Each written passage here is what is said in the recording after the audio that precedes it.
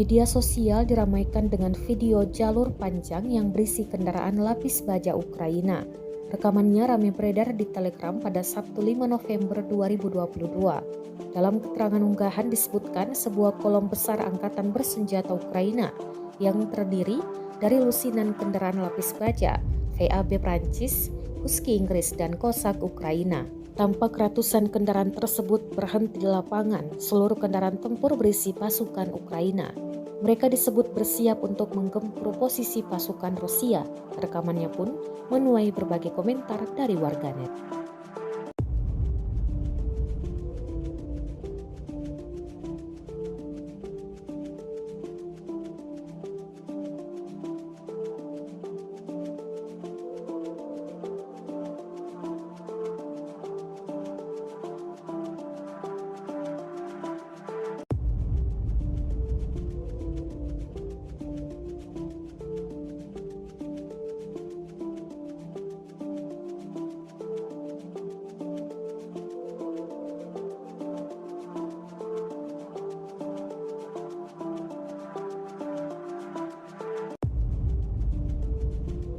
Нас відправляють саме в пекло.